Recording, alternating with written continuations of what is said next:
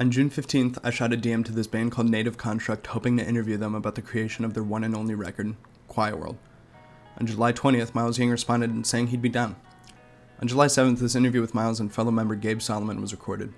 Welcome to the first installment of For My Enjoyment, a podcast where I plan to interview artists with immensely unique perspectives on artistic expression and creation. It was an awesome pleasure to chat with these wonderfully smart individuals about this gripping project. If you consider yourself a fan of music theory, concept albums, weird time signatures, rock operas, or just good riffs, there's something in this for everyone, even if you don't find yourself a fan of progressive metal. Thank you again so much to Gabe and Myles, and to you for listening. More projects such as this to come. Much love. Well, welcome, guys. Thank you again for doing this. I really do appreciate it. Definitely excited to get into it. But if you just kind of want to do quick introductions, whatever you want to say, introduce yourself and get this going. Cool. Yeah, thanks for having us. I'm Myles from Native Construct, and I play the guitar. Yeah, thank you so much for having us. My name is Gabe, and I'm from Native Construct as well, and I played guitar like Myles. Beautiful. So definitely want to pick apart the album, but definitely want to start with the history of the band a little bit. Definitely, 2011 to 2013, while you guys were in school, that was definitely the groundwork. And then, to my understanding, you were signed in 2014 by, I believe you were discovered by Brian Slagle, if I'm not mistaken. And then you recorded the album officially in 2015, if that's right. I think that we actually got signed after we recorded, if I'm not mistaken. And I think we recorded it in 2014 and then got signed in 2015. And I think that from the best of my recollection, Myles, you can help me out here, but I believe that it was really because of our connection that we had with Jamie King and his connection with Tommy from BT Bam. And that sort of led us into kind of connecting with Metal Blade. Gotcha. Yeah, that's spot on. Thank God you're here. Yeah, because Jamie King, that was the recording studio you went to, North Carolina, right? Yeah. To record that? And Myles, that's actually where you're from, right? Yeah, I'm from a different part of North Carolina, but yeah. Gotcha. So, that was actually something I wanted to ask. Is it just happenstance that Native Construct is also NC as far as abbreviation goes, or is that like... Oh, interesting. Yeah, that's hilarious. Okay, gotcha. That's hilarious. Yeah, that just happened. That may have been one of the million rabbit holes I went down. I was just like, I wonder, Myles being from North Carolina. So, it does cause a lot of confusion when I'm talking to like friends and family, but yeah, it wasn't intentional. Oh, because you refer to the band as NC sometimes? Yeah, and they don't know what I'm talking about. Yeah. Everyone's like, why did you name your band after North Carolina? So as far as the members of the band being, Robert Edens, Max Harchick, Myles, of course, Poe Hawk, Jake Dick, like, how did that group of gentlemen come together? What was mutual friends? Were you guys in the same class? Yeah. So first of all, Robert and I actually grew up together. Mm-hmm. Rob's the vocalist, by the way. I met him in third grade, and we pretty much were just best friends from then on. And music was a big part of our friendship. We spent a lot of time just, messing around, doing crazy experimental, collaborative stuff, and really just exploring music and figuring it all out together. And honestly, it was a huge privilege to have a friend like that. It was super helpful to have kind of like a practice partner or a collaborator to, just learn, grow together. And it was so much fun. And by the end of high school, we had been making music together for a long time. And we had developed a really strong musical understanding of each other. And it was starting to feel like it was time for us to try a more serious musical project because, we had done so much just random experimental stuff with no sense of direction. And we were ready to kind of give our all to something. And this was around the time we were going off to college. And we were both going to music schools. I was going to Berklee College of Music. Robert was going to a different school for the first year and then was going to transfer to Berklee. So the plan was always to start some kind of band or something at Berklee, and Robert would just join when he got there. So there was that first year where I was going off to Berklee by myself, and I was going to just get it started, and he would just join later. So this is where Gabe and I meet up. So this was actually summer between senior year of high school and freshman year of college. Gabe and I linked up on the internet and immediately started writing music together. Do you want to say anything here, Gabe? Yeah, well, a few things. The first thing that I should say, which I think might be interesting for people, is like Myles and Rob were actually in a fantastic band in high school called the Locrian Mode. And I'm mentioning that because I think that sort of seeing that you guys collaborating was like also what inspired me to want to collaborate with you guys. And I feel like that the band that you guys were in was kind of like a prelude a little bit to what we were going to be doing in Native Construct. So I thought that was a little interesting tidbit there.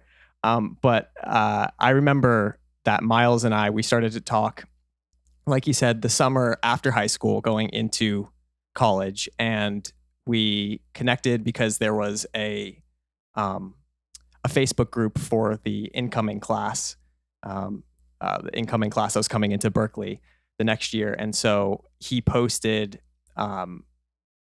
basically just like that he was a composer, and had a video of him, I think, playing like Scale the Summit piece with like an H string. Yeah.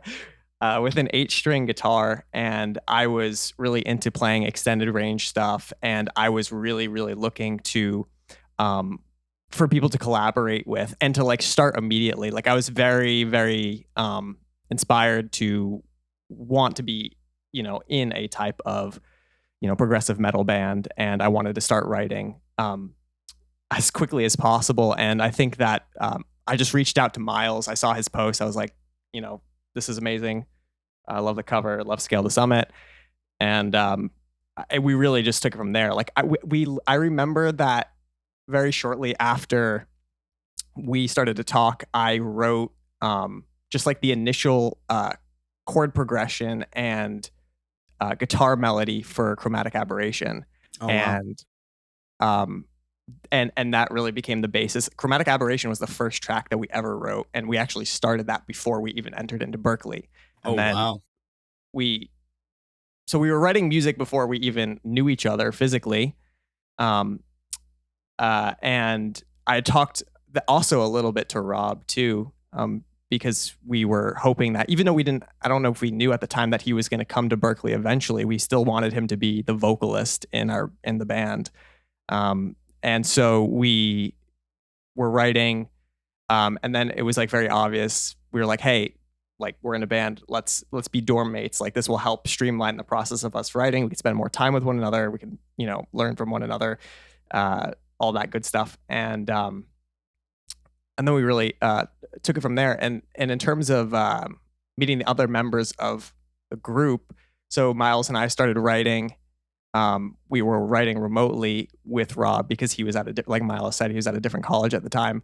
And it was really Myles and I, and we had our other friend named Anthony Barone, who's like a really insane metal drummer. He was to this day, by the way, he's really still killing it out there in the metal world. If you Google Anthony Barone, you can find him all over the place. Wow. Yeah, he has had a very successful career. I unfortunately am not in contact with him anymore, but from what I can see, he's doing a lot of good stuff. Anyway, he really helped kind of shape a lot of like the rhythmic ideas of Chromatic Aberration. And keep in mind too, Chromatic Aberration took us like freaking forever to write. We were just working on this one piece for months and months. And like we had other stuff that we were writing, other themes, other ideas that would later become pieces in Quiet World. But really we focused on Chromatic Aberration the most. And so Myles and Anthony and I were really, we were all writing. Anthony was contributing a lot of amazing like rhythmic type of ideas. And we also, at the time, were playing with Sharif, who I don't know if you're familiar with the band Aviations, but he was the bass player for a while in Aviations, they were also like a really great progressive metal band from Berkeley. And he was our original bass player. And that was kind of like the original core group. And we tried Myles, you probably remember this. We tried so many different lineups. Like we had a keyboard player at one point. Yeah. We had a couple. We tried out a couple female singers. We had a third guitar player at one point. We were trying to be like I don't know. We had a flautist at one point. We had a flautist. Yeah, It's like the our progressive friend, metal version of Snarky Puppy. It sounds like just yeah, constant exactly. change out. We were trying to kind of do the whole Snarky Puppy thing where we would have like a really like a significant ensemble, but we quickly realized that you can't really, it's very hard to kind of manage that amount of people, especially when you're kind of in the infancy of a project. Like you're writing and you're trying different things and you're, playing music with people. It's a very delicate and special thing. And like you need to have the right people, that you're playing with. And I felt like, and I think Myles would agree with this, every time we would try a new person, it would kind of like change the dynamic a little bit. And it was hard to get that person on the same page with our vision.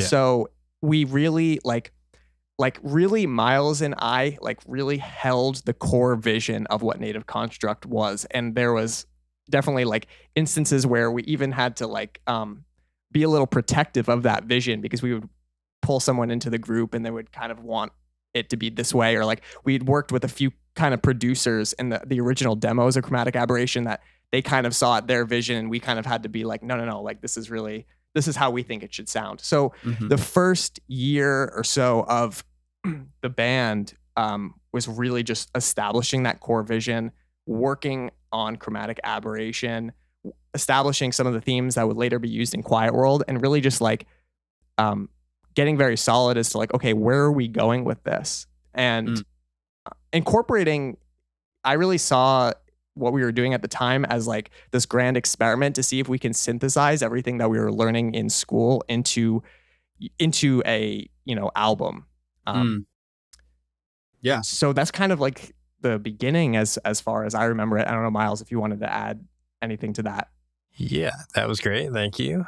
The only thing I'll add is I just want to shout out some of the other people we played with early on who kind of helped us figure out what this band was going to be. Yeah, for sure. So you already mentioned Anthony Brown, the original drummer, very important to Native Construct. Sharif Addo, the original bass player, who I believe goes by Reef Boy these days. That's REEFBOII. There's also this piano player from Hungary who is amazing. His name is Peter Bentz, and he's also doing really cool stuff today, if anybody's interested.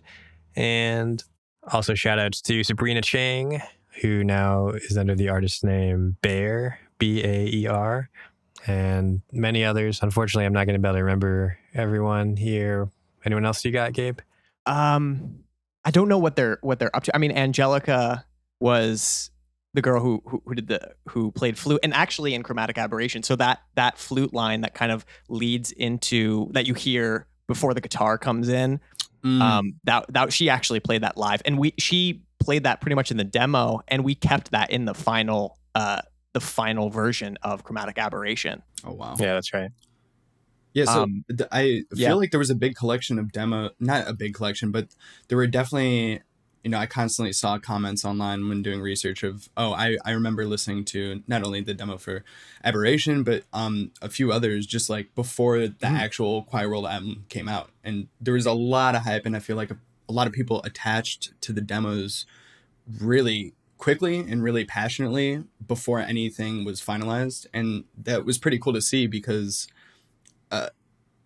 after the album came out, it's like people were like, oh, that was something I heard in the demo that I honestly didn't think they'd keep. And it was like a level of polish that I think people are kind of, so that's cool to hear that flute line was just way back in the demo. But also the fact that you were writing Chromatic Aberration first is wild to me, because that was actually the one I was arguably most excited to talk about song-wise, because it definitely feels like the culmination of the story. I mean, for more reasons than one, but was how early on in the process did the vision as far as story-wise go? Like, you had the character... That's like a really...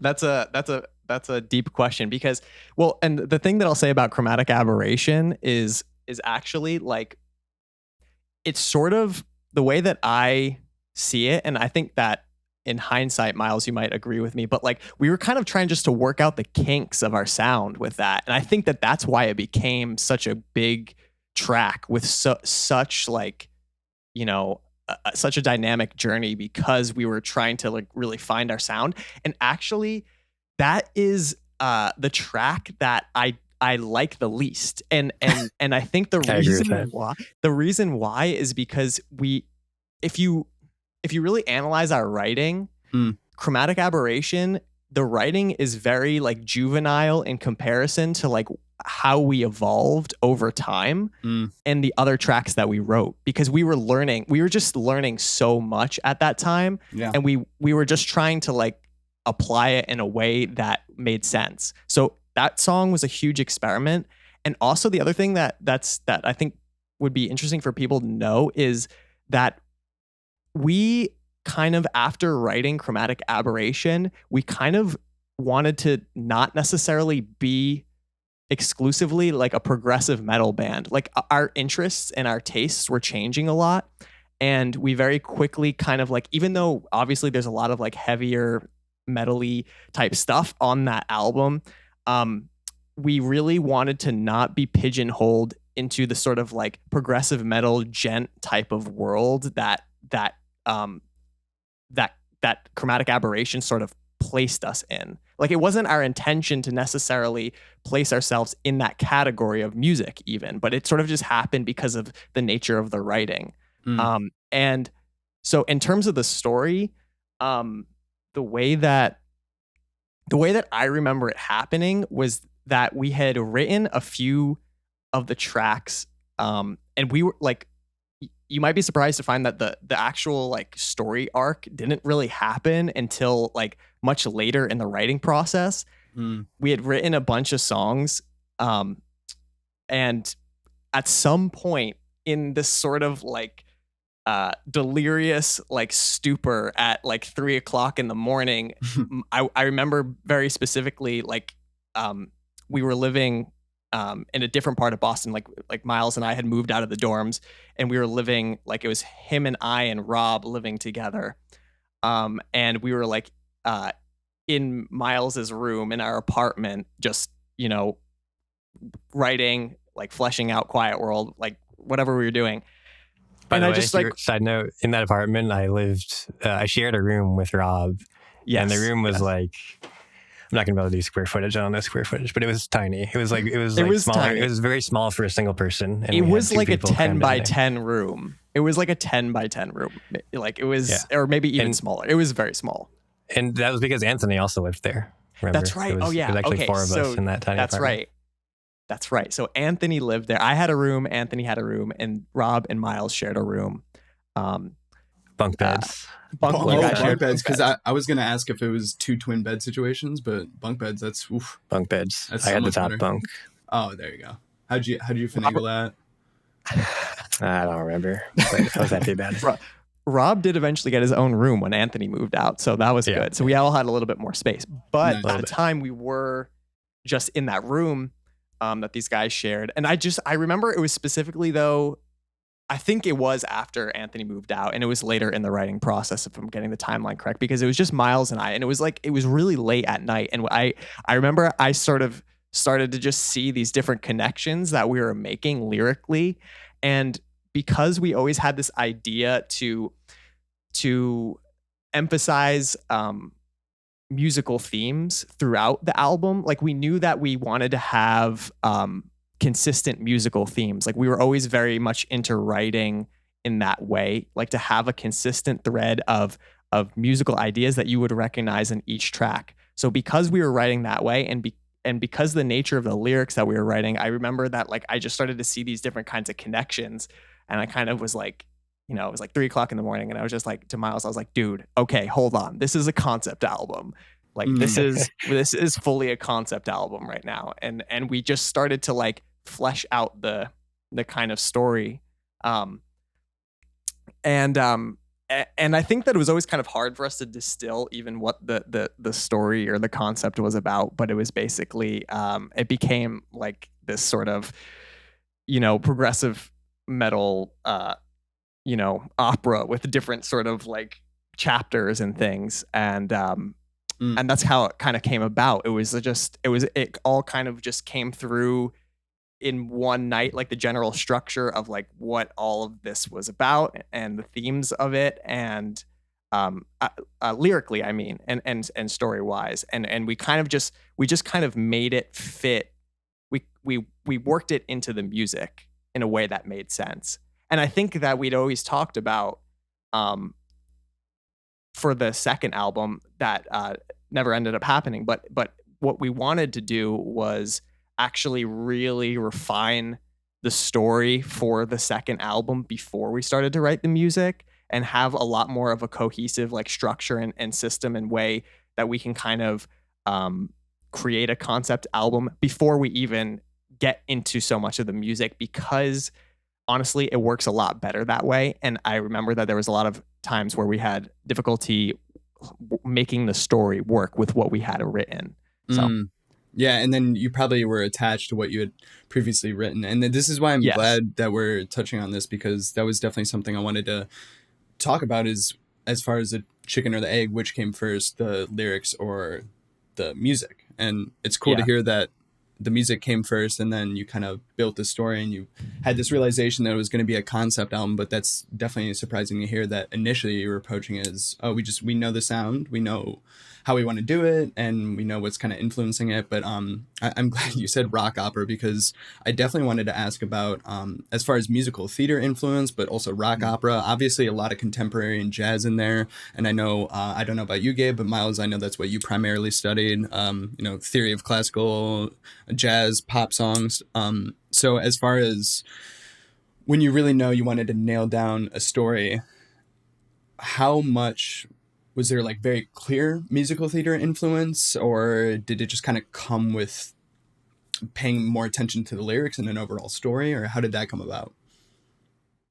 That's a good question. I would say that for myself, like I know that Myles and I we really studied the same kinds of music. Like we were in the same major and taking a lot of the same classes, so we were able to kind of draw from a lot of the same influences. And I mean, both of us like were huge and still are like big fans of the Beatles and Queen, and like I love Meatloaf, the artist named Meatloaf, who's like he's like the rock opera king, and he's like his music is very theatrical, very thematic, and I really like grew up learning his music, listening to his music. My guitar teacher was like really into him and pushed a lot of his music on me, so that became like for sure a big influence. And I think that like, and Myles definitely add to this, and I also feel like Rob's voice really for me had a big influence in terms of the direction that we went in, because just he has like a very naturally operatic like musical theater-ish style and vocal tonality. And I remember I just listening to him sing, I felt like really also just was a huge contributing factor to kind of solidify, okay, like this is the style of, this is the direction that we want to go in. And really you can't have like an operatic or musical theater-esque sound without having your vocalist have certain characteristics, that sort of show tune style, musical theater style.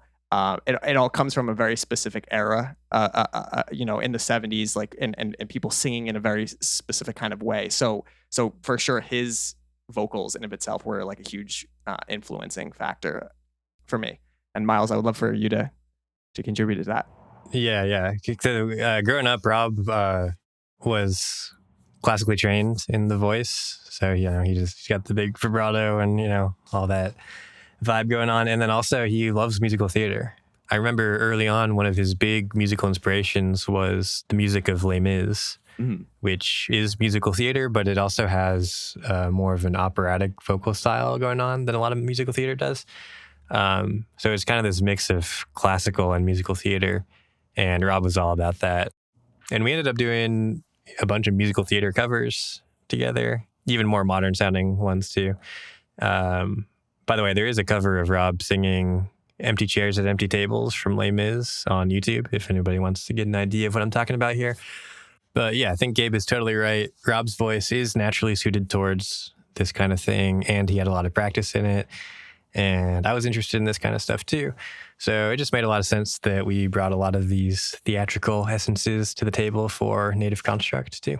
Mm-hmm. Yeah, it's good to hear you talk about Robert like that, because for lack of a better comparison, I've kind of pitched, when I'm pitching this album to friends, like, hey, give it a try. Like, I compare his voice to almost Brendan Urie in a way, but more so because the range is incredible, but also the sustainability. Like, some of the notes he holds in some of these songs, and for the duration that he holds them, is honestly impressive. And I think it's easy in retrospect to look back, and it's hard to imagine a different singer, a different vocalist for this record, but I could see how it would play a lot into it, because truly incredible voice. I think that I think I mentioned this, but also at one point, we were also auditioning female singers because we wanted to have this sort of, back and forth between male and female vocalists to kind of, I don't know, amplify the theatrics of the music. So that would have been an interesting route for us to go on, and possibly if we kept on writing albums, I feel like we would have actually touched on that a lot more. But for sure, like, his voice really shaped and influenced the music.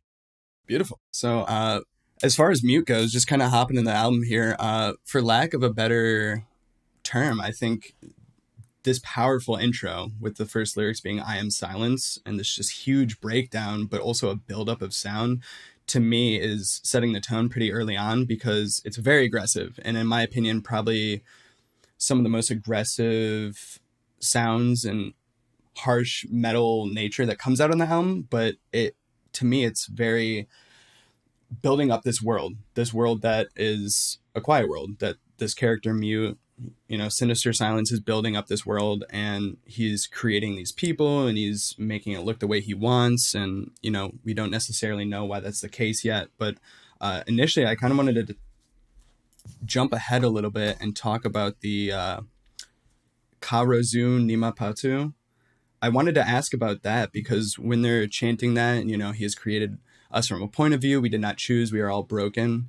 To me, bigger story wise, that shows signs pretty early on that this is kind of a broken world. This is the character building up this world through disappointment in the normal life, and we look back upon that in your familiar face. But it kind of feels a little religious, if that makes sense. But he is the god, and then Archon eventually rises up. But it seems pretty early on that as far as story-wise goes, this character is he's a bit broken in a sense. And was there anything you were trying to approach specifically when it comes to Mute to kind of set the tone for the overall story?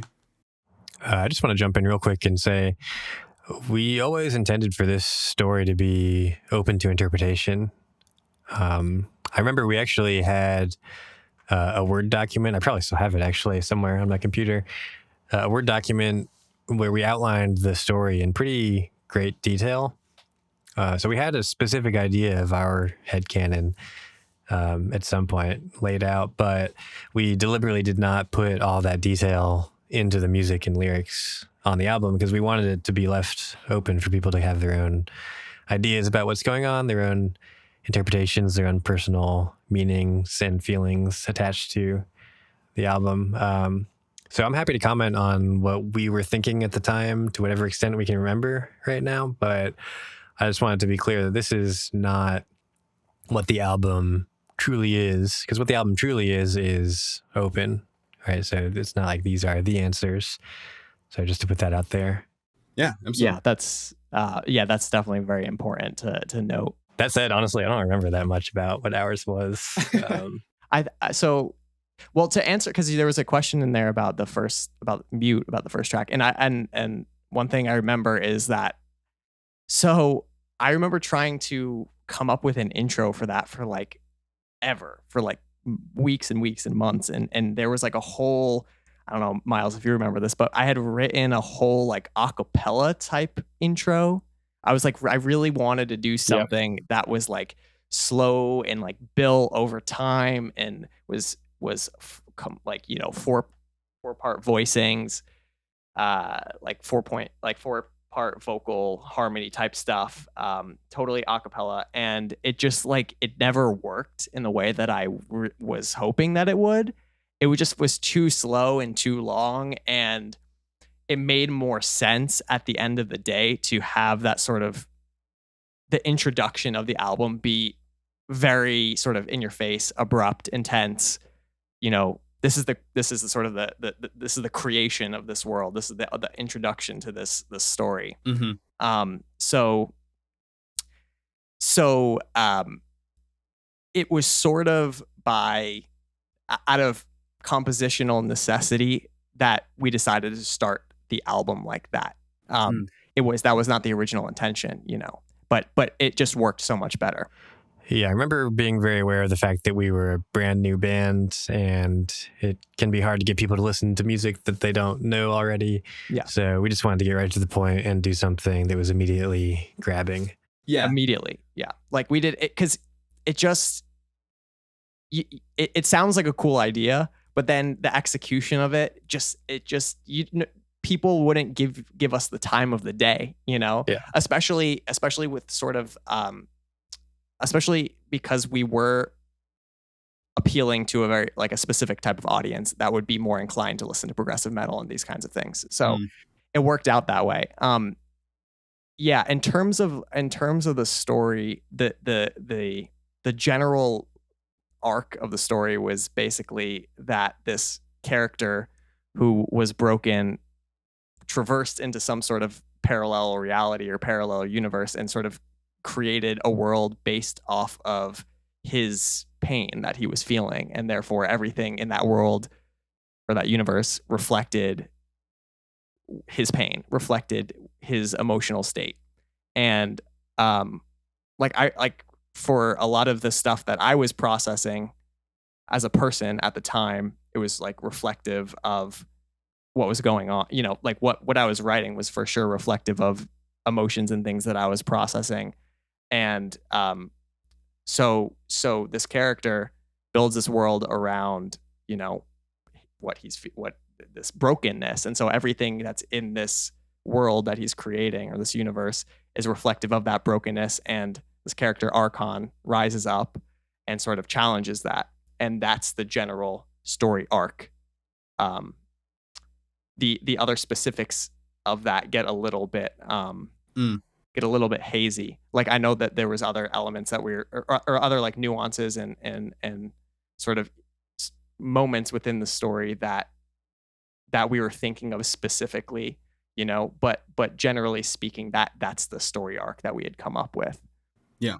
And it definitely makes sense to hear that you wanted to leave it open to interpretation, because there were definitely times I found, you know, I come from the more recent film side of things, writing, especially script writing, but just storytelling in general. So when I was picking apart these lyrics and matching it up and seeing what the emotions musically were saying at the time of these lyrics, or, you know, picking that apart, there was very clear times where sometimes it's Sinister Silence speaking, and then there's times it's Archon speaking, and then there's times where it's not really said, but the lyrics and what is being said could be either of them. And I thought that was pretty interesting to see, because at the end of the day, like when you say this character has been brought into this universe, it definitely feels like him creating this world based off his pain is challenged by, in a way, himself, because according to him, no one else in this world beside Archon can challenge him, and Archon is the only one to challenge him. So I think it's incredibly interesting that I guess I was coming from a perspective of it sounds like there are two sides of the same coin, and this is actually him challenging why he's having these feelings and why he's picking himself apart in the way that he is. But it's definitely, you know, it's like hope, and it's good and it's evil, and it's that balance. And I thought that was a pretty interesting way to approach it.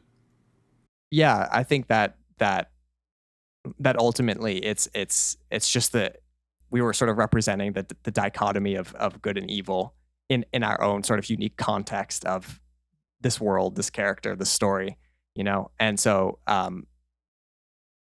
like I said, it's an interesting process when you try to fit lyrics and conceptual material into music that's already written, it's a much different approach because you are basically trying to confine like much larger concepts into a framework that already exists. And there's a lot of challenges that you run into. And I think also that's one of the reasons why we said at a certain point, okay, you know what?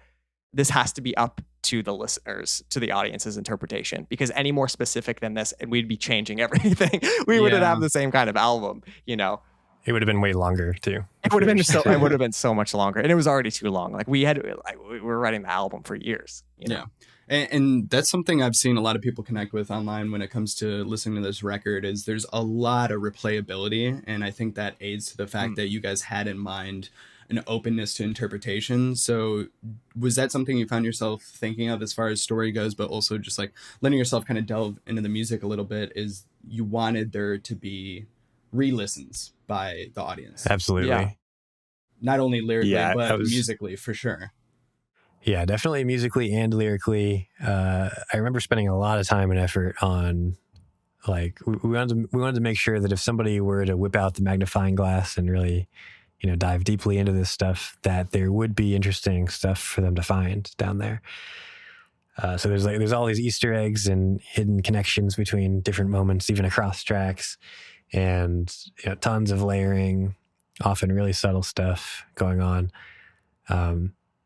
Because I remember feeling like at the time it no longer felt good enough for something to just sound good. Yeah. Like I think we had all made a bunch of music, in our past up to that point that sounded good. And we were now feeling like, we got to take it to the next level here. So how can we raise the bar? It's got to sound good, of course. Like we're going to make it sound good. At least most of the time. But how can we also make it feel very deeply woven into a big picture and very purposeful and meaningful? That was like the stuff that felt like the kind of new frontier for us at the time. And so, yeah, that was a primary concern. We were always trying to make sure, like, this has to really matter in the big picture. It can't just be like a cool riff. And that was a big part of what made it take so long to make this album, I think, because, that's a lot of work. And that was, kind of a new challenge for us. And I was honestly surprised that people appreciated that so much, because I figured a lot of what I was doing was just kind of like my own obsession that was going to be wasted effort in the end. I thought it was our own obsession too. Yeah, very pleasant surprise. People actually get it sometimes. Yeah. And that's awesome. Yeah, I think. Oh yeah, go ahead. One thing that I really think should be added to what Myles is saying is that though the story and the lyrics are up to interpretation, the music is very, very deliberate, extremely deliberate. Like, absolutely, we will take a very long time to write 4 measures, and each one of those notes that is played by each one of those instruments is very thoroughly thought out. And that was, I think that level of detail and thoughtfulness is what created the sound of Quiet World. It would not be the same album if we were a band that sort of just improv'd a few riffs and it sounds good. Okay, move on. Like that, that was not our style. There was none of that. We were very, very deliberate. It was very much like it was like a very much like a meditation. Like everything had its place. We were very focused on that. So yeah, and that was actually something I wanted to touch on next. Is for as you go, Myles, starting off in 4/4 here is kind of interesting to me because, go on to the rest of the record and you don't really stick to 4/4 too often. But to me, as far as the entirety of the album goes, 4/4 seems like kind of a base. And a lot of these weird time signatures that you enjoy using, and I think aid the overall vibe pretty well. 4/4, as far as mute goes, to start it off, feels like a good base. Like, it's a very powerful start, but also 4/4 is such a almost simple time signature, but you could still do so much. So did you want to start in 4/4? Was that like important for any reason, or? I don't remember specifically what the decision-making process was for that moment exactly for the time signature, but I can tell you it's in because general. we wanted blast beats. Well, I think we proved that all time signatures are blastable, really. Yeah, true. But Yes. I can tell you in general, the way I think about time signatures, well, first of all, 4/4 is the best time signature. And I do a lot of odd time stuff, and I had been, for a long time, even before Native Construct. I was like a prog kid in high school. So I went through like the whole phase of doing crazy time signatures just for the sake of it. But eventually it's like, okay, I've done that. I know how to use this stuff now. Now what's the purpose? Like, when do I actually want to use this, and why? And of course, that's not just for meter. That's kind of how we were thinking about all of music. But yeah, so I think you're right. So 4/4, we were thinking of as kind of the base, and there are many reasons for using other things at specific moments. The beginning of mute, I think just there was no such reason. So that's probably all there was to it. Mm-hmm.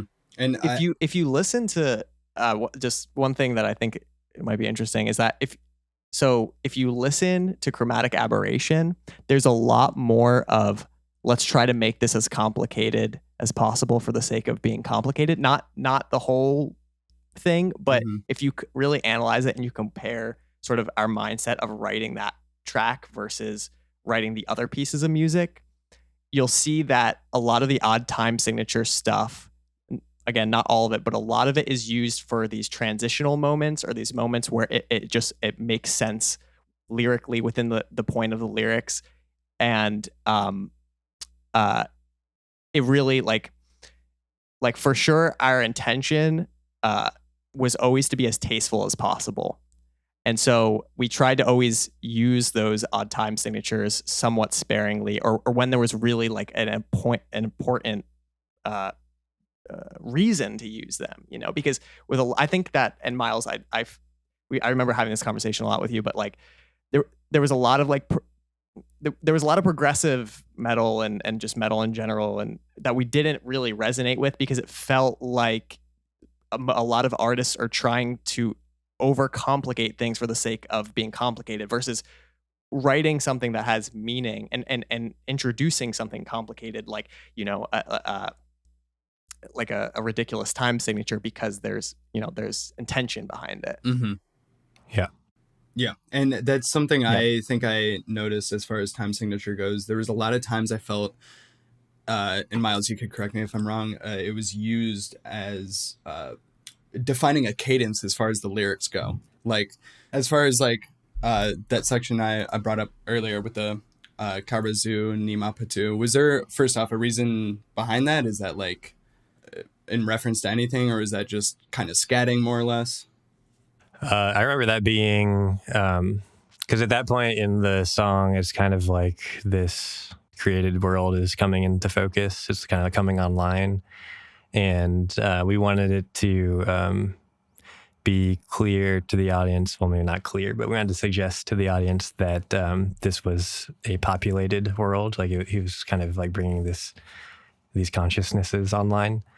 So we wanted the world to be kind of like speaking as it came alive, but we also wanted to give it like its own flavor, and we wanted it to sound very other, like, so not the main character speaking, but this other like foreign thing.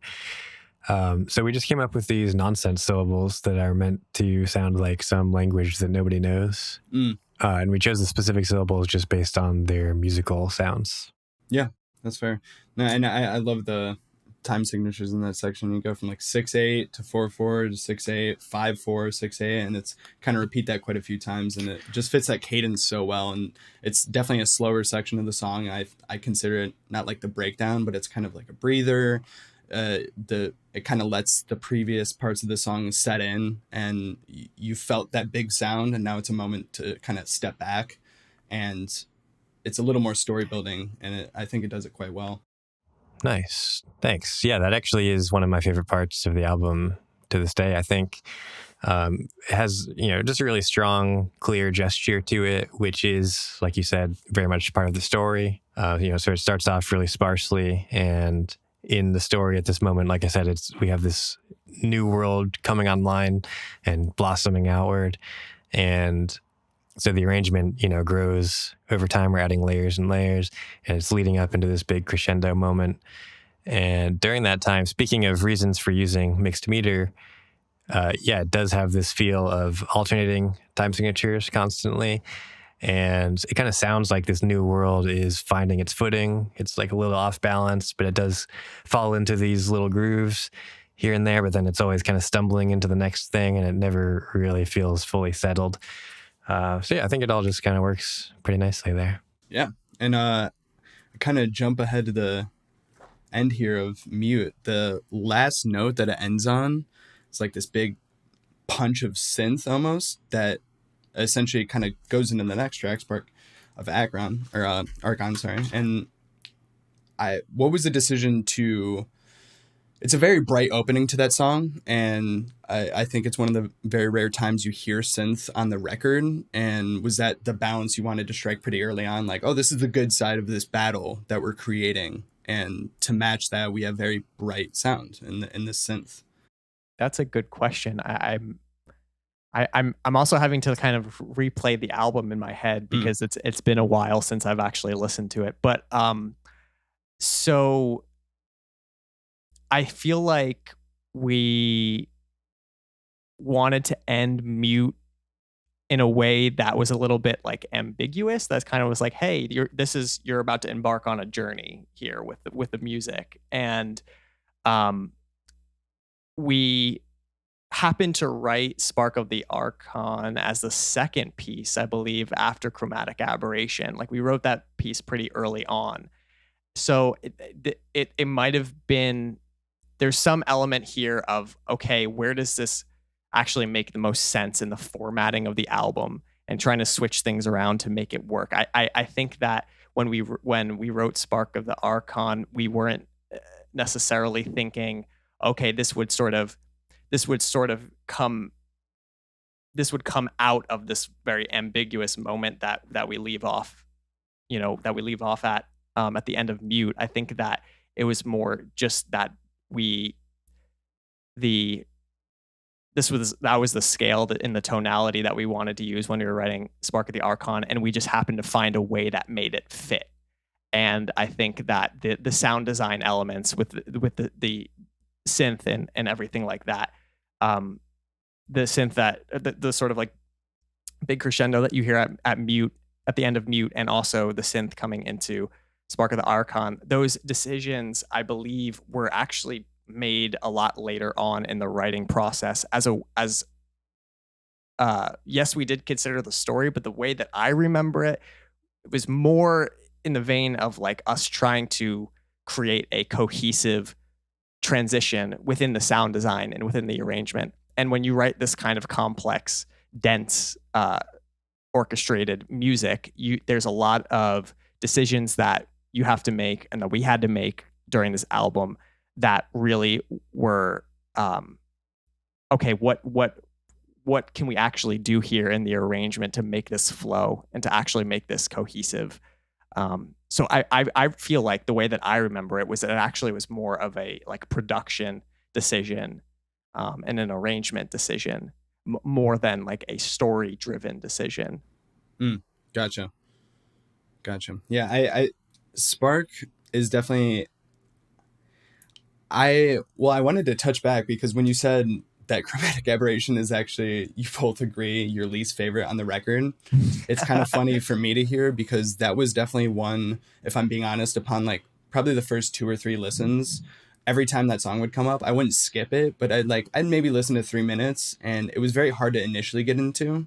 But I think as the album grows on you, it definitely builds upon itself really well. But I can see the trouble you must have had to probably put that whole song together. But as far as Spark goes, like, there's a lot of huge pushes sound wise, like walls of sound, especially at the timestamp is going to be 3:26, and it's actually 6:4 in that point, and it's just huge bum, bum, bum, bum, big notes.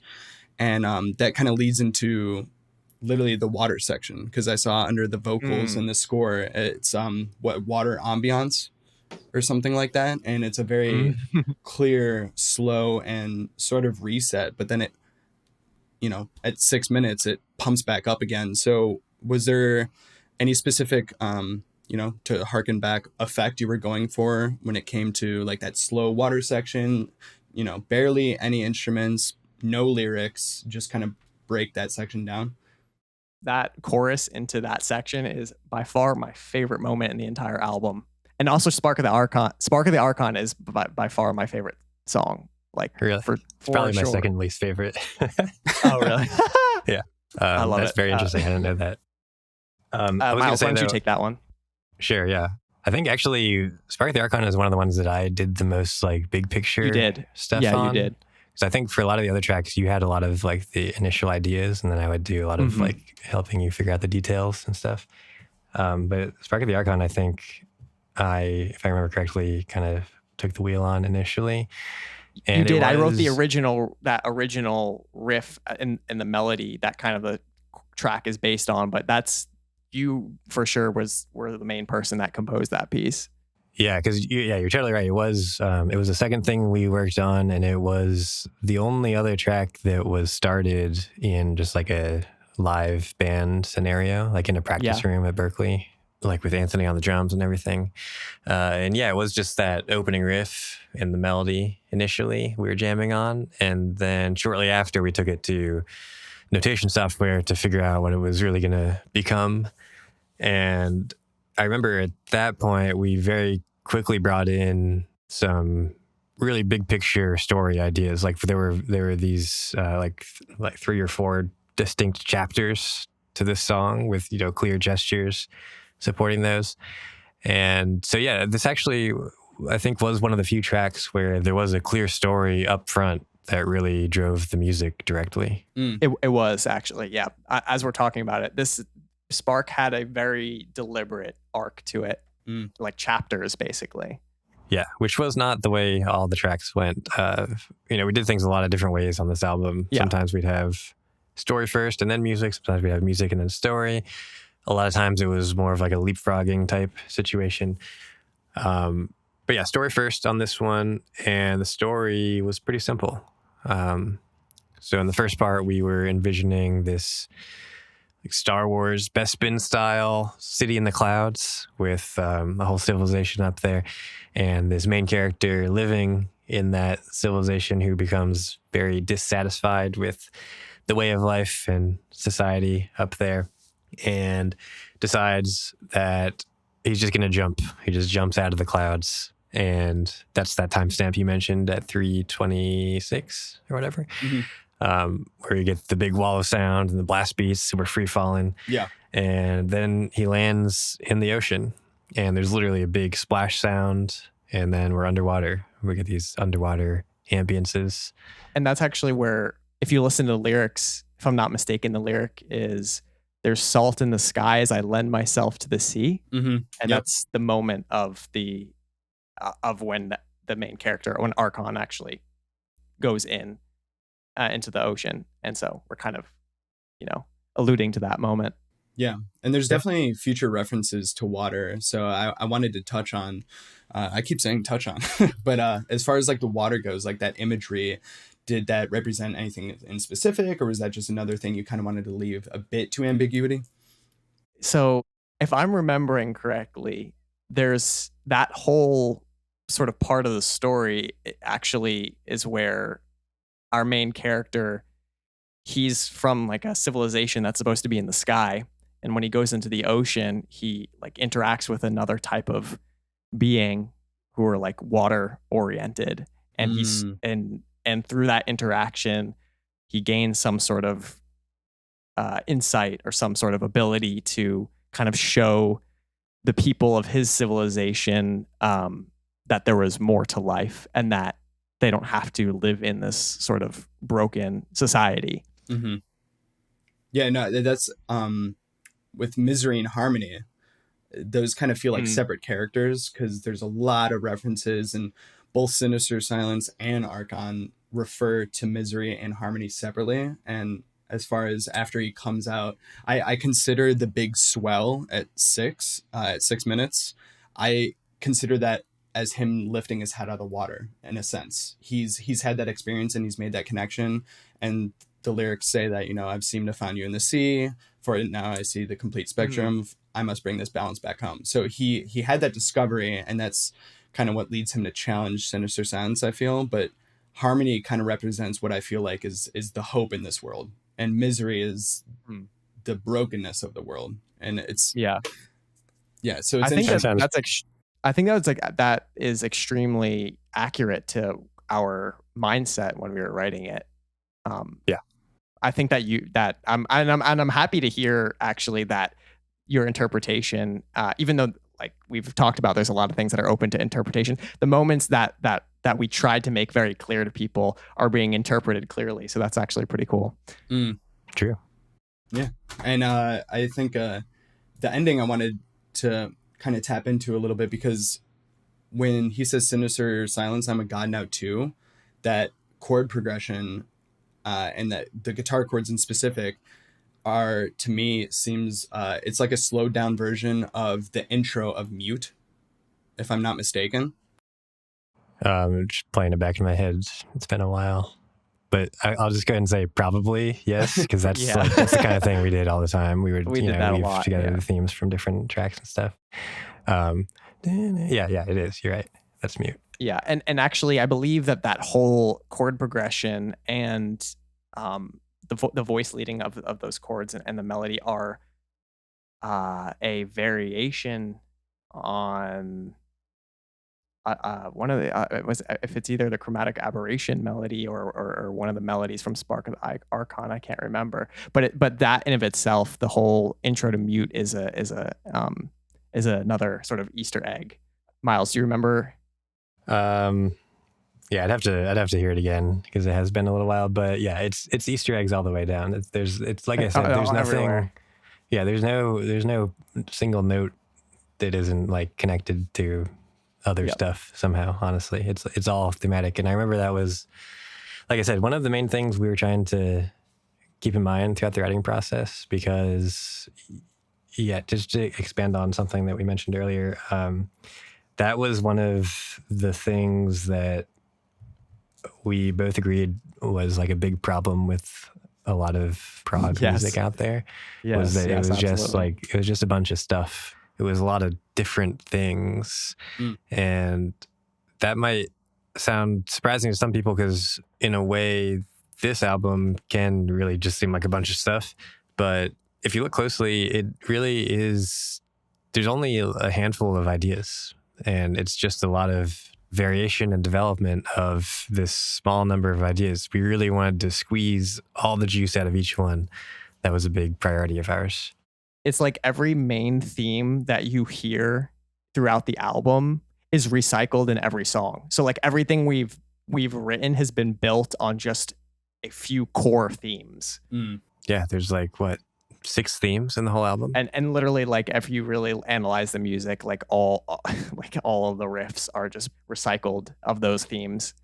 Yeah, and I definitely think as far as Spark goes, there's it definitely feels story-wise the declaration of war in a way, and especially the last chorus before Sinister and Archon have this exchange when they're chanting that, kind of alien foreign language like you were talking about, Myles, that it's very marchy in nature almost. It feels like they're marching on this like broken world. So I kind of want to segue that in a Passage, because it feels Passage and Come Hell or High Water for me are very almost gothic in nature, but more so Come Hell or High Water in the beginning. It's almost got a ballroom cadence to it in a weird way. And as far as Passage goes, it feels like a march. The opening lyric is I'm being marched to the gallows for I've done so much wrong.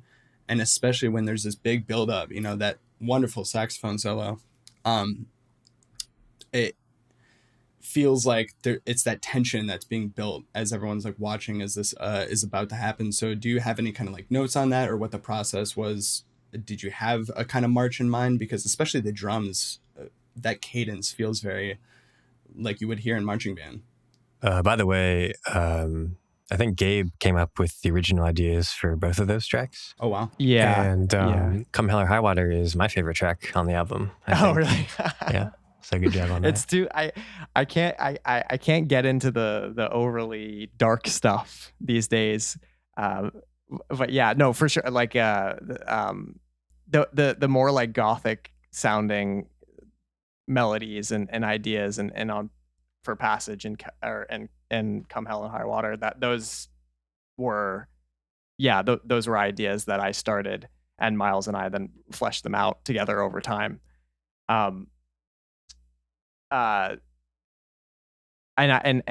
think that the marching thing was very deliberate. I think that again, it was less of a lyrical decision, more of a musical decision, because it worked compositionally.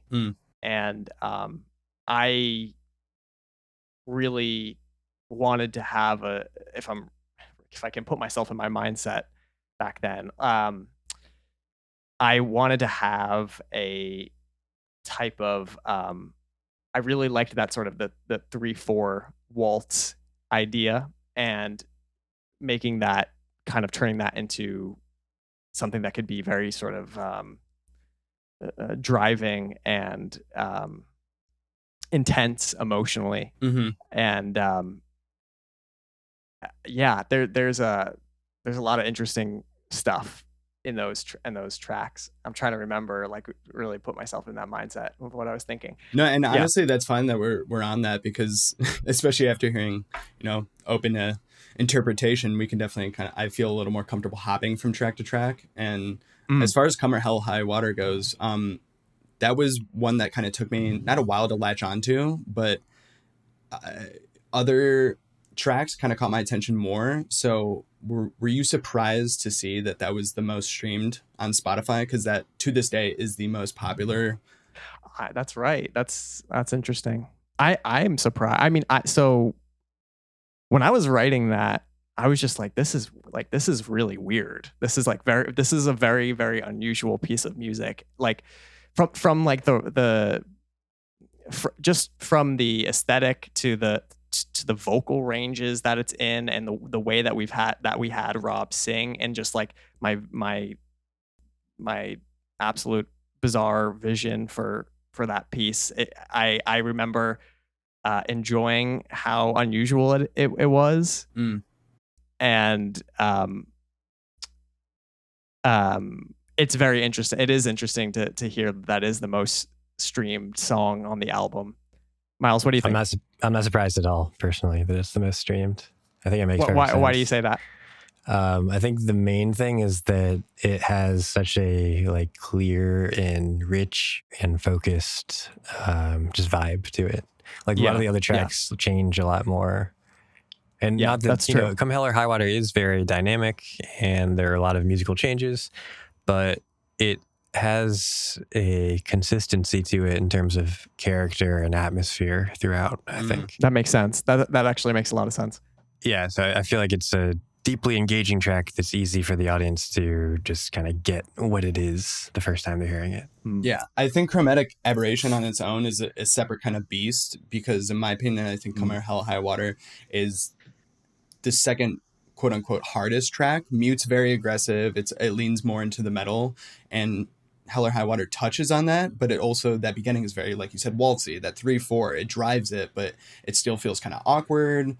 And as far as Robert's lyric goes, he's actually holding these notes out over multiple 3/4 measures, so it's being driven, but it still feels a little off.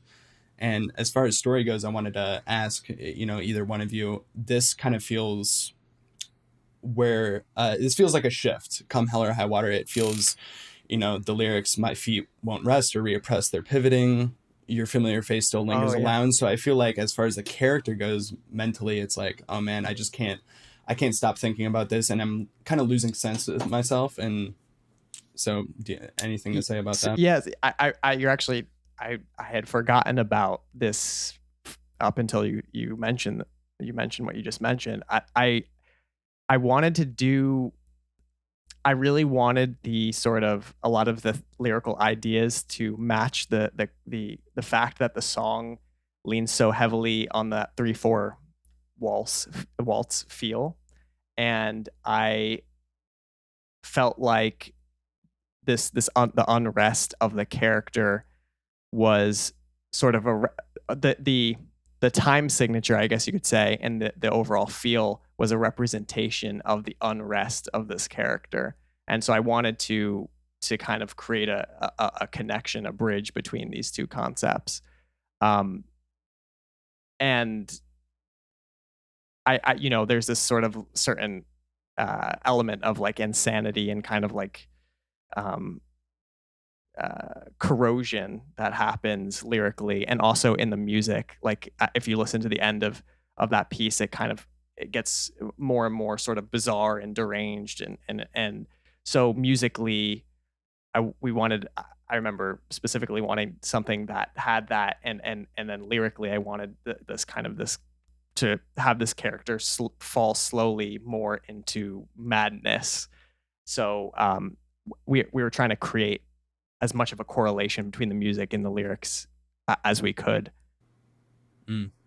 Yeah, I definitely toward the end it gets I mean, he's talking about hacking through flesh and bone with fine cutlery. It definitely gets very what's the word I'm looking for? It's very visceral. And especially considering that's the end of the song, it just kind of ends and you're left almost with this like pit in your stomach. It's a very dark ending, but then it's funny to me that Chromatic Lights comes next, and that's the most beautiful lead in the Aberration. But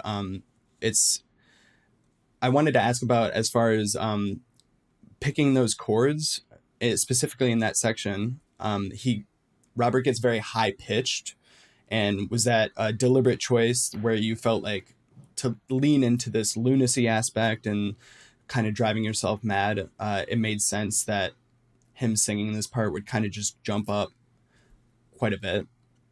I just want to say, I remember specifically, actually, I don't remember this. The reason I have this story in mind is because I actually was talking to Max, the bass player, recently, and he reminded me of this. I had forgotten that when we were recording that part, he didn't want it. Hated yeah, it. He hated that. Yeah, he hated that. He was like, please don't That's hilarious. Go that high. It sounds ridiculous. It's like everybody's That's gonna hate hilarious. this. And I remember that we were very adamant that it really had to be like that because it was part of the story. You know, like this guy is going crazy here. Like it's not supposed to sound good.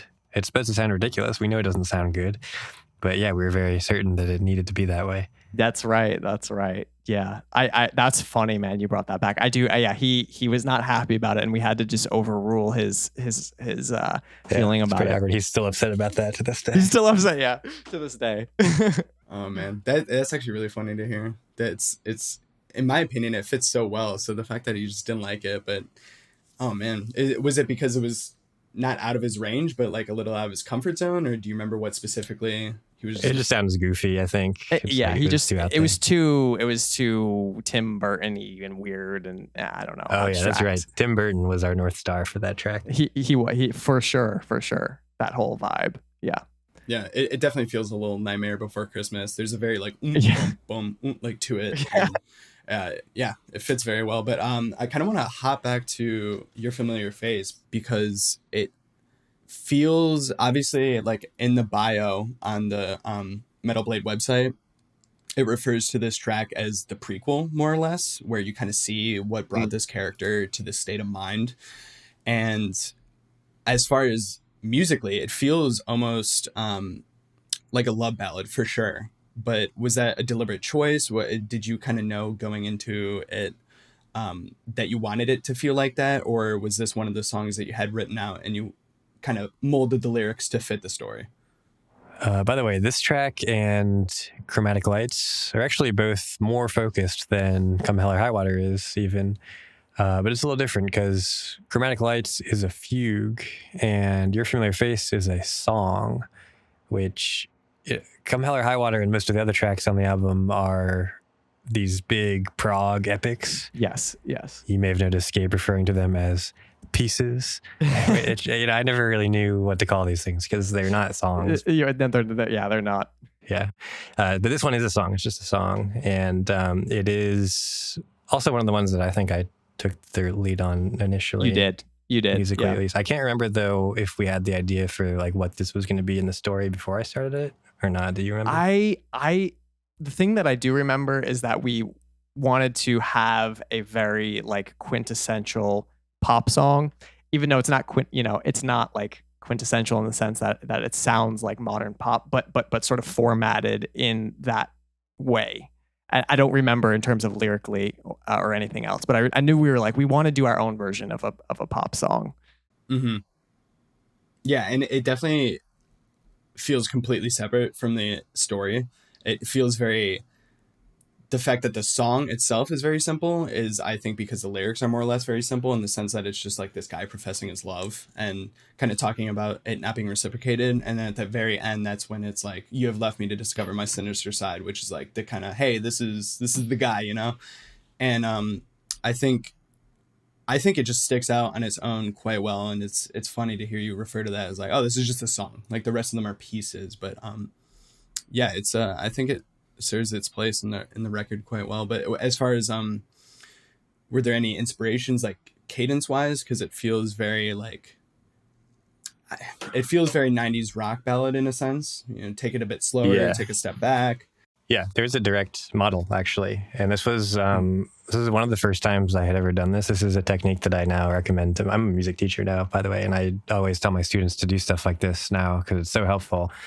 And this is one of the first times I ever did it, where I just took another song and I just copied it straight up, like the form. I recommend everyone does that. I do that literally all the time. It is the best way to learn and to elevate your compositional abilities. Yeah, and I remember I did that because I actually hadn't really written songs before. Because, like I said, I grew up as like a metal kid and doing prog stuff, and so it was all about like these like really long, through composed, weird forms. And so we were like, let's do a song. And I was like, how does that work? I didn't have a good grasp on just like standard song form. So I just was looking at a bunch of other songs to try to see what was going on and how to make that work. And I ended up choosing specifically the Joe Cocker cover of With a Little Help from My Friends. And so if you listen to that song and then listen to this song, they're the same song, really. And you just, you change the notes and the chords and the lyrics and no one knows. But it's the form, and like they both start with the distorted lead guitar melody over the heavy compound meter groove, and then they both go way down for the verse with just the vocals and very sparse accompaniment, which then grows into the chorus, and the chorus is just the intro, but bigger and with vocals this time, and so on and so forth. Same stuff. Yeah. And I wanted to kind of, as far as chromatic lights go, because I know, Gabe has to step out here in a little bit, and I definitely want to touch on aberration. And I know we've already talked about it a few times, but when you said chromatic lights was a fugue, can you kind of explain or go into what that is, or what your vision for that song was leading into aberration? Yeah, so this is, I think some people have heard this story already, but we had originally a different intro for chromatic aberration. Like Gabe said, it was one of the first things we wrote. In the demo. Yeah, in the demo, there was originally this long orchestral build-up intro. And at some point, we just decided we needed a different intro. It was kind of lame and boring. But we didn't really know what to do for a while. And so fast forward to like junior or senior year of Berkeley, I was in an advanced counterpoint course. And there was this homework assignment to write a 3-voice fugue in the style of Bach. And so I just decided to do a chromatic aberration fugue, which, if anybody doesn't know, a fugue is just it's like a classical style of composition where you take a clear melodic theme and you have multiple voices that are in counterpoint with each other. So it's like 3 or more independent melodies, and they just kind of hand off that theme, and you do variations of it, and you just kind of develop that one idea throughout the whole piece. And it's like this complex tapestry of, melodies dueling against each other. And you create harmony out of the melodic interactions. It's really cool. So it becomes like a musical puzzle almost. So I had a lot of fun just taking the theme of chromatic aberration and doing a fugue that was in the style of Bach, in that it used like Bach type forms, like the way, like the number of times he would repeat the theme and how he would hand it off to different instruments. That kind of stuff is very Bach, but the harmony, I went way off the rails because I figured, this is a 21st century prog album. I can't just literally do a Bach fugue. So I just allowed myself to just do a bunch of crazy shit harmonically within that form. And I knew that I was going to get points off on the homework assignment for that because they really didn't want us to do that. But I just did it anyway. I got a C-, but was worth. I think the C- is worth setting the tone for Aberration, because I personally did not know what a fugue was. So to hear that explained is really helpful, because just reading the guitar score itself, you have the guitar part 1 start off with that melody, and then as soon as guitar 2 comes in, they're 3 measures behind, but they're playing the same melody that the first guitar part is. But then eventually, as it goes on, yeah, they're speaking the same language, but then it just kind of ends up overlapping with each other. It seems like they're kind of fighting at one point, and then it all works out in the end. But then Chromatic Aberration picks that guitar riff back up for the first minute and a half of that song, and then that's where that song starts to break down. But was that kind of the intention of having Chromatic Lights end very peacefully, but it felt like it hit all of those melodies you wanted to introduce in Aberration?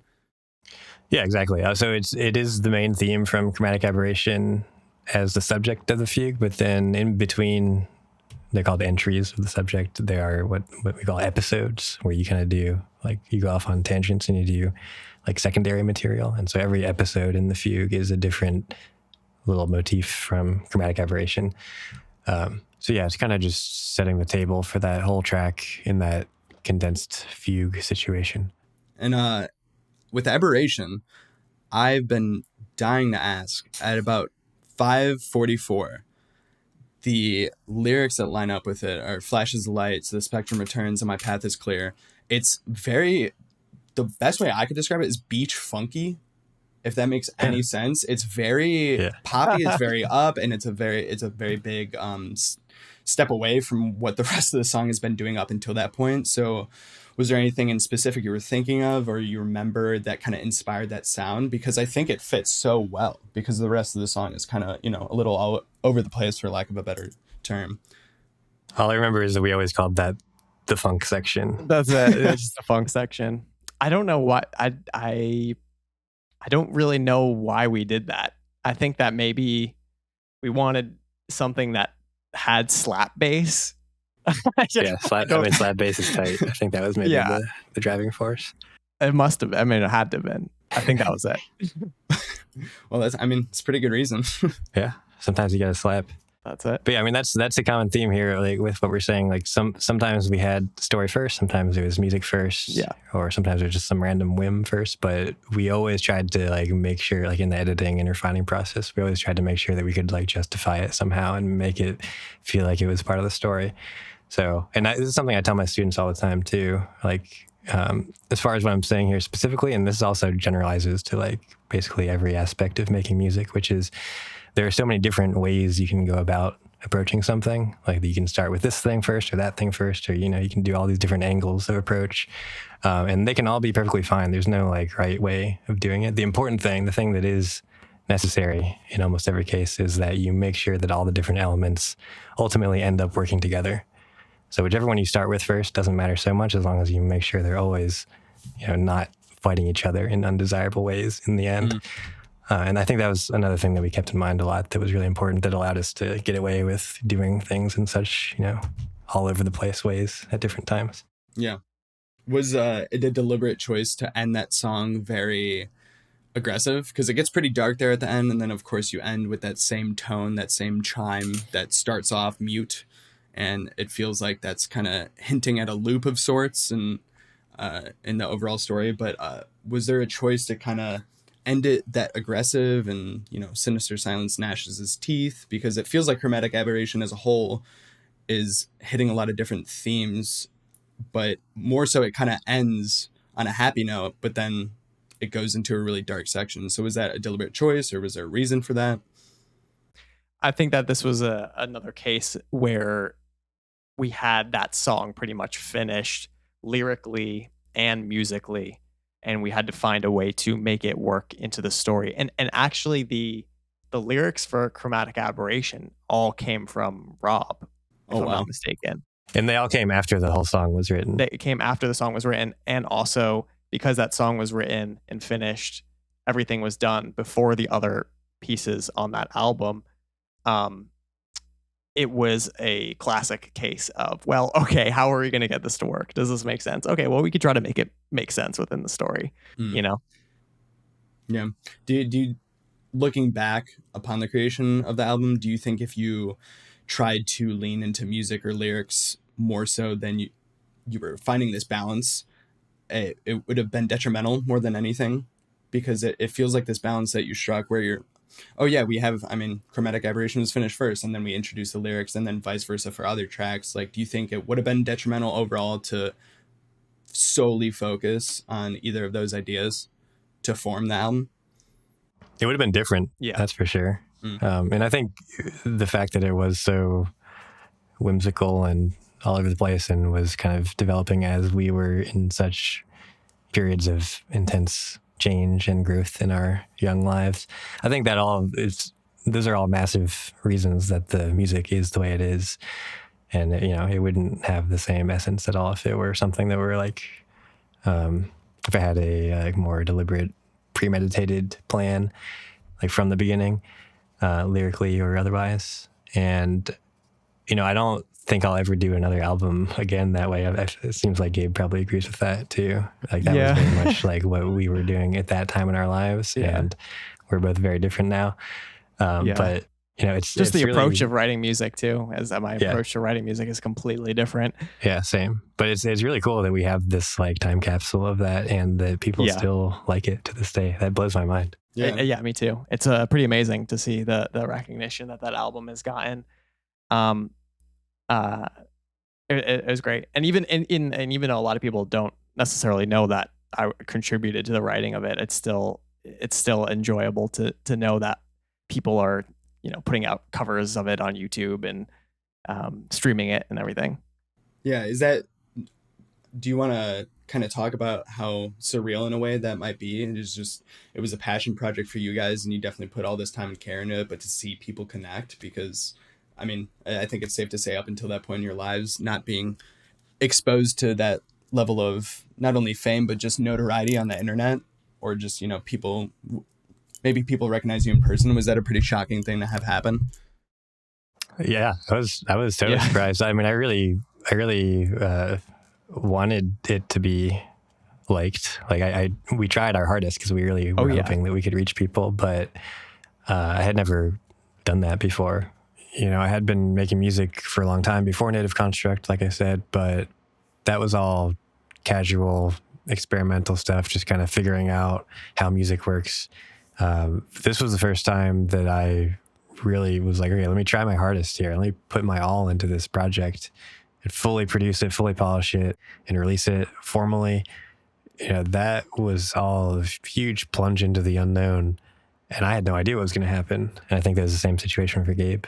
Right? Oh yeah. No, yeah. We had no idea. We had hoped, and honestly, things aligned to where I think we were very fortunate in the sense that, like, as we were embarking on this journey of writing this album, we had a lot of support along the way. Like, Anthony, we released the Chromatic Aberration playthrough on Anthony, our old drummer's YouTube channel, and he had a huge following. So the video got tons and tons, hundreds of thousands of views.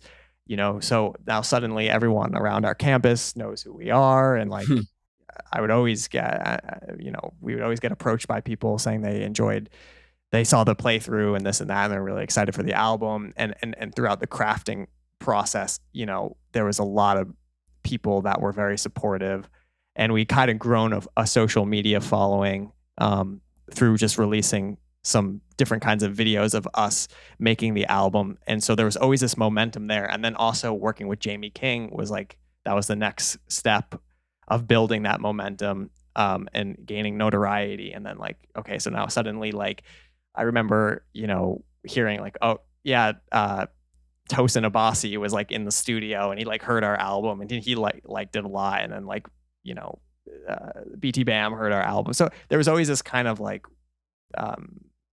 sense that okay, I feel like this is gonna go somewhere. I feel like everything is aligning for something to happen with this. So the whole thing was very surreal. Yeah, I definitely could imagine that. And before, because I know you have to go soon, is there any kind of closing thoughts as far as either the album goes or just kind of, well, first off, any projects upcoming either of you want to, whether your own or other people, plug and just kind of talk about?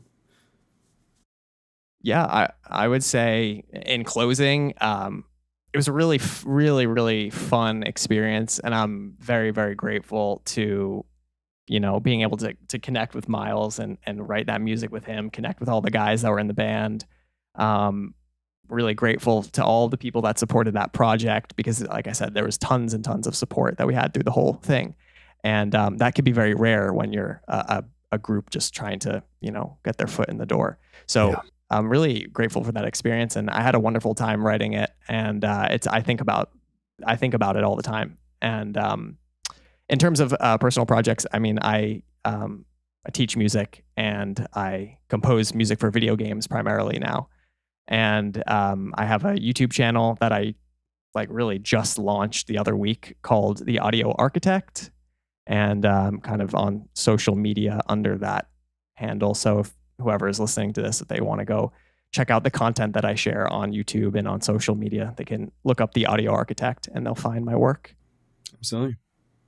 Myles? Yeah, I feel tremendous gratitude around this project too. When I think back on the experience, it was such a privileged scenario to be in, just mixing with all these great musicians, and just, we had the time of our lives doing this. And it was a lot of fun. It's so cool that people actually like it. And to this day, people care about it. So thank you so much for listening for all these years. Really, I never would have imagined that it would have this much impact on, not the whole world, but there's a substantial number of people out there who really connect with this. And that's just amazing to me. And as for what I'm doing, I'm teaching music, like I said. I also have a YouTube channel, Music with Myles, if you're interested in really nerdy music theory type stuff. I got you on that. And yeah, I love talking about music, composition, all that stuff. So if anyone's looking for private lessons, hit me up. You can find all the info on my channel. And lastly, thank you so much to you, Timothy. This was I haven't talked to Gabe about this stuff in a really long time. It was fun to think back through the memories. Of course. Yeah, no, I totally appreciate you doing it, because it was definitely, for some reason, interviews kind of grabbed my attention, and this album just completely gripped me. And literally every song that's on this record is my top played on Spotify. That's how many times I've re-listened to it. But just kind of, as soon as I reached out to you, and I think you got back to me 2 days later, and you're just like, yeah, I'd be down. I was blown away. And so definitely very gracious for the both of you. But I think you should definitely know a lot of people connect with this record, because it's very clear not only the intense artistry that was put into it and the thought and the care, but it was very clear you had fun making it. And I think that's what a lot of people connect with, because at the end of the day, young artists, especially, whether you're music, you're a writer, you want to do film, I think there's a lot of apprehension to collaborate, because, there's kind of fear of the unknown and fear of what, might be created out of that. And I think you guys definitely kind of tapped into something. And so just very gracious for you guys being here. And I'm glad you enjoyed talking about. That was something I was definitely concerned about, is, these guys, they created this one album that a lot of people are fans of, but I was kind of worried. You're like, oh man, years later, people are still talking about it. Can we just move on? So that was definitely something I was a little anxious about. If you keep on talking about it, you're going to make us have to write another one. Oh no, don't start the teasers again. That a Facebook post might, ruin. Yeah. But, no, definitely very glad to have you, and just, super happy to hear you kind of dig into and look back on the creation of the album. So super appreciate it. Appreciate you, man. Yeah, man. Thank you so much. Of course. And, thank you to everyone listening.